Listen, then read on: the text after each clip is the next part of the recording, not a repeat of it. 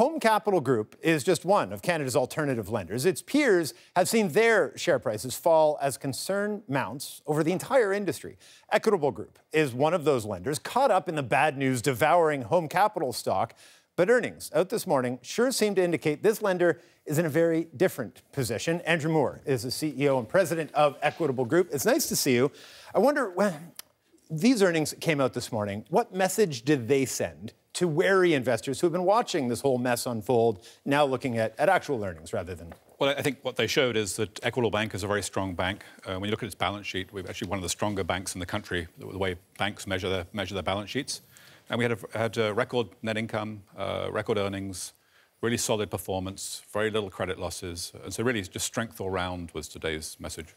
Now, these results are for Q1. We're in the midst of Q2, which I think HomeCap probably looked pretty good in Q1. What is the situation now? And can you give us some insight into sort of how operations are going and concerns over this, obviously, spreading into the whole alternative lending universe? Well, just to, before we kind of just go there, Equitable Bank is actually Canada's 9th largest bank. So we're actually a significant bank, and we lend across a whole spectrum. So I actually lend on apartment buildings, which obviously is important to a lot of people trying to rent, as your previous person suggested. So both apartment buildings, commercial real estate, single-family houses, and particularly lending to people that are self-employed. So whether they're self-employed contractors working in your makeup room here, or all kinds of things, plumbers and those kinds of things. So it's very important that this segment of the market is properly served, and we're part of that for sure.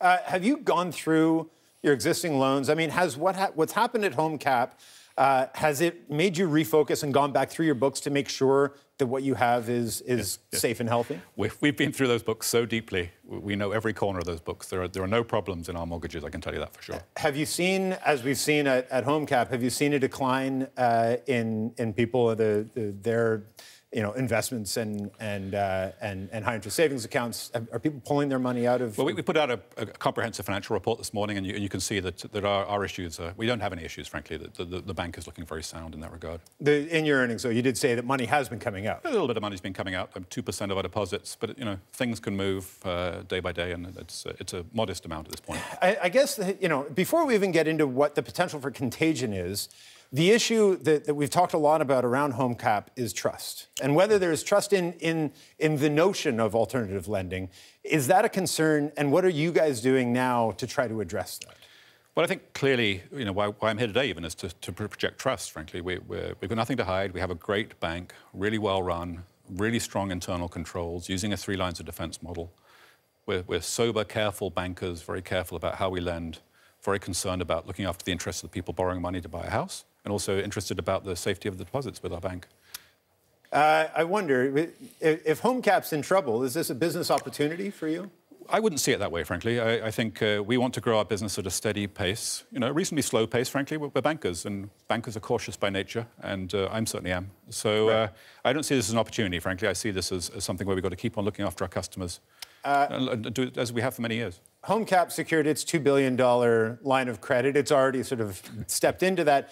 You guys also secured a line of credit under very different circumstances and, as I understand it, very different terms. What were those terms, and have you used any of that money? Do you expect to? Well, absolutely. We haven't actually. I would describe it as buying insurance. So we went out to buy insurance because times look tough ahead, and frankly, if you were living in a typhoon area, you would buy insurance.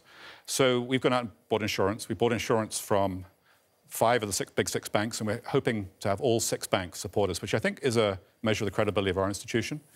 And so if there are tough times ahead, we may draw on that facility. But even if we draw on that facility, the cost of the funds under it are actually pretty attractive. So we'd still be a very prosperous bank, even if we're borrowing under the terms of that facility. So I'm feeling really good about what we've done. I don't expect to draw on the facility, but if we have to, so be it. What do you say to the naysayers? We've had Mark Cahodes on this program before. I believe he's short your bank. What do you say to them who say it's the whole system? It's not just these 2 companies, this one company. It's broader than that. What do you say to them?